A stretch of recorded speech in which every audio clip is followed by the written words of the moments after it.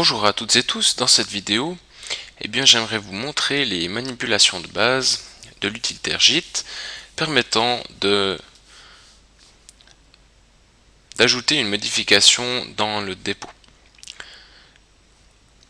Donc, le fonctionnement est le suivant en gros. Premièrement, on crée une modification dans un fichier Python par exemple. Ensuite, on va ajouter cette modification à ce qu'on appelle une zone de transit ou staging area. Alors on réalise ceci à l'aide d'une commande JIT qui s'appelle add. Donc on va faire JIT add. Et celle que je vous montre, c'est JIT add point, où le point ici symbolise le dossier courant. Donc le dossier dans lequel on exécute la commande.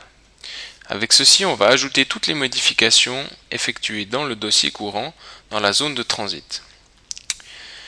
Une fois que les modifications ont été ajoutées à la zone de transit, donc on peut faire plusieurs fois JIT add successivement pour ajouter plusieurs modifications à la zone de transit, on va faire un commit. Alors on va utiliser la commande JIT commit. Et cette commande JIT commit s'utilise en général en spécifiant un message à l'aide du paramètre -m. Donc ici on va pouvoir mettre un petit message du commit permettant de retrouver facilement toutes ces modifications à l'intérieur de l'historique des modifications. Et à ce stade-là, une fois donc que l'on est à la troisième étape et que les modifications ont été committées ou appliquées à l'historique des versions, nous ne sommes que dans notre dépôt local, c'est-à-dire pour le moment, les modifications n'ont pas encore été envoyées sur GitHub. Pour les envoyer sur GitHub, il faut effectuer cette quatrième étape consistant à pousser, on dit pousser, parce qu'on utilise la commande git push, on pousse les modifications effectuées en local sur le dépôt distant.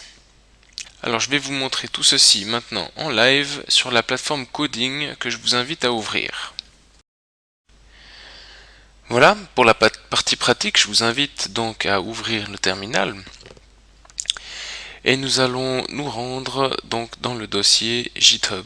Donc c'est notre fameux dossier dans lequel on avait déjà un dépôt GitHub, donc cd GitHub, et puis ls, notre dossier s'appelait OCI Progexo, on se rend dedans, ls, CTRL L pour effacer l'écran.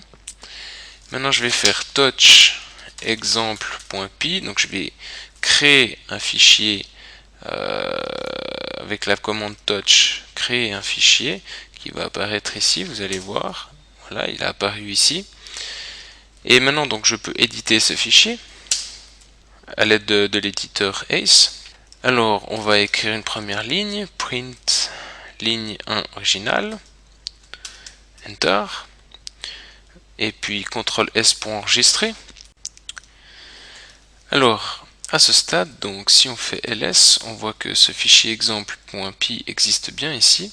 Si on fait git status, il nous dit la chose suivante, il nous dit untracked files.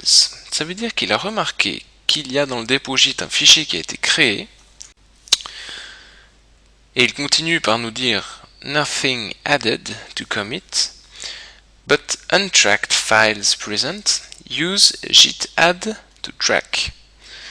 En d'autres termes, il nous dit qu'il faut faire git add example.py pour que le fichier soit tracked, c'est-à-dire qu'il consulte les mises à jour de ce fichier et qu'il en tienne compte dans les différentes versions du dépôt. Alors maintenant, si je fais par exemple git status, il nous dit new file. Donc cette fois-ci, le fichier exemple.py fait partie des fichiers qu'il observe et il dit changes to be committed. Ça veut dire qu'il y a des changements qu'on peut committer. Et on peut donc le faire avec git commit -m et entre guillemets un petit message de commit. Et ce message de commit servira en fait à repérer cette modification dans tout l'historique des modifications. Donc là, je peux par exemple mettre création du fichier exemple. Voilà. Alors, nous allons maintenant faire une petite modification dans ce fichier exemple.py. Donc, je vais par exemple modifier cette ligne-là et écrire à la place de la ligne originale, mettre ligne 2 modifiée. J'enregistre, CTRL S, successfully saved.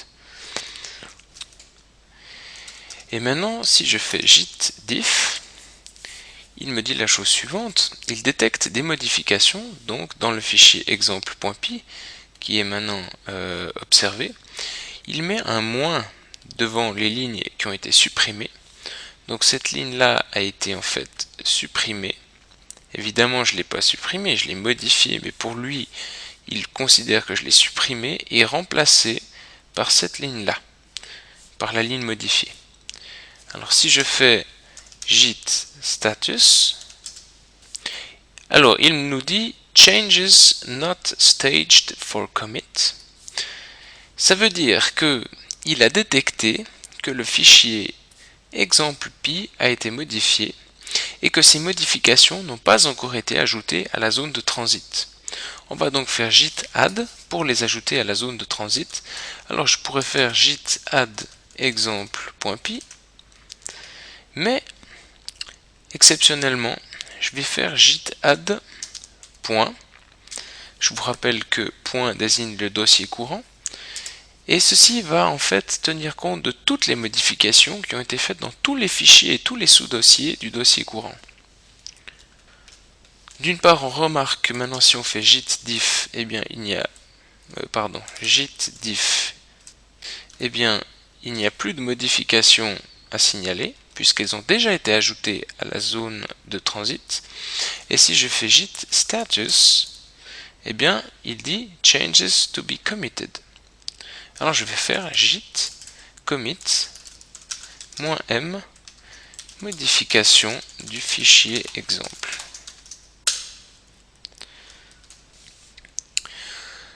Nous avons donc maintenant effectué une modification, nous l'avons mis dans la zone de transit à l'aide de git add, d'accord, donc ça c'est déjà fait. Par contre, il nous faut maintenant pousser ces modifications sur le dépôt GitHub distant. Alors allons-y, git push, il va nous demander ici notre nom d'utilisateur GitHub, chez moi c'est donnerc, chez vous c'est évidemment autre chose, le mot de passe, il met les modifications sur GitHub, que l'on peut aller observer sur le site de GitHub, donc si on visite ce dépôt, OCI Prog-Exo, que l'on est en train de modifier, on va voir ici d'une part que le fichier exemple.py a bien été créé, il est là, et d'autre part on peut observer le dernier commit ici, last commit, et peut donc observer dans le dernier commit, dans l'historique, que l'on a alors supprimé la deuxième ligne et qu'elle a été remplacée par ceci.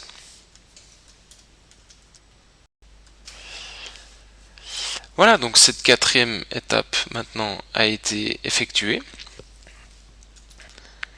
Et vous savez maintenant comment créer un nouveau fichier, comment l'ajouter au dépôt avec git add, nom du fichier, ou on aurait pu utiliser git add point qui en fait ajoute toutes les modifications dans tous les fichiers qui ont été faits dans le dossier courant et tous les sous-dossiers.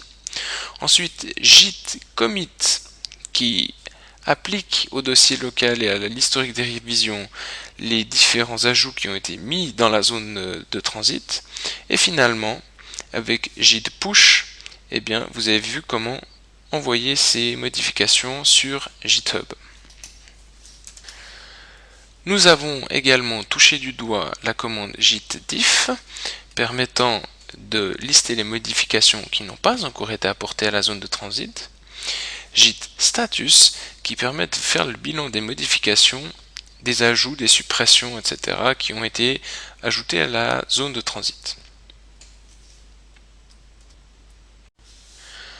Je dois encore vous présenter deux fonctions Git, parmi toutes celles qui existent, dont Git mv, qui permet de renommer un fichier. Donc depuis l'ancien nom, on fait git mv, ancien nom du fichier, nouveau nom du fichier.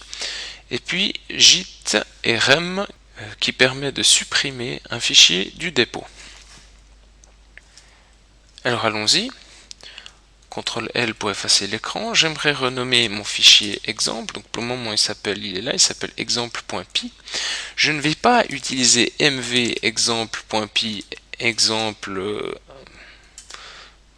autre.py pour renommer exemple.py en autre.py, mais je vais précéder cette commande de git parce qu'il faut que git soit conscient du changement de nom. Alors git mv, je le fais. Si je fais maintenant git status, il me dit renamed, donc on a renommé le fichier exemple.py en autre.py. Donc maintenant je dois faire git add. Alors cette fois je vais faire git add point pour mettre à jour dans la zone de transit toutes les modifications qui étaient faites dans le dossier courant. Je fais git commit-m renommer le fichier exemple, git push, il redemande le mot de passe, je le mets rapidement, et il remet ses modifications sur GitHub. Si on va sur GitHub maintenant, donc de nouveau dans la racine, vous voyez que le fichier s'appelle plus exemple.py mais autre.py.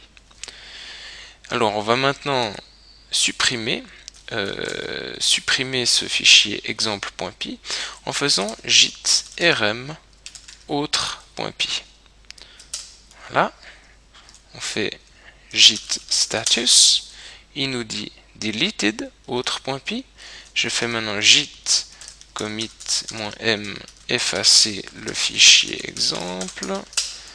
Voilà, git push, nom d'utilisateur, mot de passe, et les modifications en rafraîchissant ont été effectuées. Le fichier n'existe plus sur le dépôt GitHub. Voilà. J'espère que je n'ai pas été trop vite, que vous avez pu suivre, et je vous recommande vraiment de noter ces différentes commandes dans votre cahier. Donc vous allez de plus en plus les utiliser à toutes les sauces pour gérer votre dépôt. Bonne suite, bon courage avec l'utilisation de Git.